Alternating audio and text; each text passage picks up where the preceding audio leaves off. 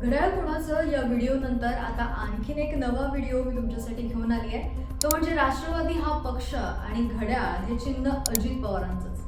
पण शरद पवारांचा राष्ट्रवादी पक्ष अजित पवार गटाला कसा मिळाला याची काही कारणं आहेत जे मी तुम्हाला अगदी सोप्या भाषेत सांगणार आहे, त्यामुळे हा व्हिडिओ शेवटपर्यंत नक्की बघा।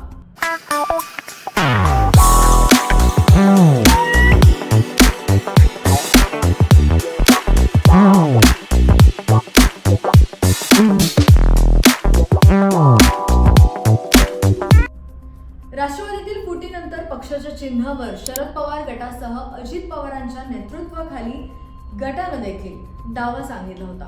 त्यामुळे हा वाद निवडणूक आयोगाकडे गेला आणि या प्रकरणी झालेल्या सुनावणीनंतर आता आयोगानं राष्ट्रवादीचं चिन्ह आणि नाव अजित पवार गटाला देण्याचा निर्णय घेतला। लोकसभा निवडणूक तोंडावर असताना राष्ट्रवादीचं चिन्ह आणि नाव अजित पवारांना देण्यात आल्यानं शरद पवार गटाला मोठा धक्का मानला जातोय। शरद पवार गटाला आता निवडणुकीला सामोरं जाताना नव्या पक्षासह आणि चिन्हासह निवडणुकीच्या रिंगणात उतरावं लागणार आहे।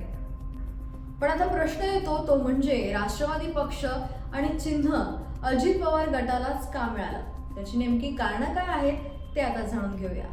1. राष्ट्रवादी पक्ष आणि चिन्हाचा फैसला विधिमंडळाच्या संख्याबळाच्या आधारावर असतो। 2. अजित पवार गटानं सादर केलेल्या प्रतिज्ञापत्राद्वारे त्यांच्याकडे विधिमंडळात जास्त संख्याबळ होतं। 3. प्रतिज्ञापत्राच्या तपासणीनंतर अजित अनंतराव पवारांना राष्ट्रवादी पक्ष घड्याळ हे चिन्ह देण्यात आलं। 4. अजित पवार गटाकडे 41 आमदारांचं प्रतिज्ञापत्र तर शरद पवार गटाकडून 15 आमदारांचं प्रतिज्ञापत्र सादर करण्यात आलं। 5 आमदारांनी अजित पवार आणि शरद पवार अशा दोन्ही गटांच्या बाजूनं प्रतिज्ञापत्र दिलं होतं। 6. अजित पवार गटाला 2 खासदारांचं तर शरद पवार गटाकडे 4 खासदारांचं समर्थन प्रतिज्ञापत्र होतं। 7. एका खासदारानं अजित पवार आणि शरद पवार अशा दोन्ही गटांच्या बाजूनं प्रतिज्ञापत्र दिलं होतं। मी मगाशी सांगितल्याप्रमाणे लोकशाहीमध्ये ज्यांच्या बाजूनं बहुसंख्य लोक असतात तेच पक्ष चालवत असतात। लोकशाहीत बहुमताला महत्त्व असतं असं अजितदादांनी म्हटलंय। त्यामुळे येत्या काळात आणखीन काय पाहायला मिळणार आहे हे सांगणं थोडं कठीण आहे। बाकी तुम्हाला हा व्हिडिओ कसा वाटला मला कमेंट बॉक्समध्ये नक्की कळवा। व्हिडिओला लाईक करा, शेअर करा आणि जर तुम्ही या चॅनलवर नवीन असाल तर चॅनलला सबस्क्राईब करायला विसरू नका। धन्यवाद।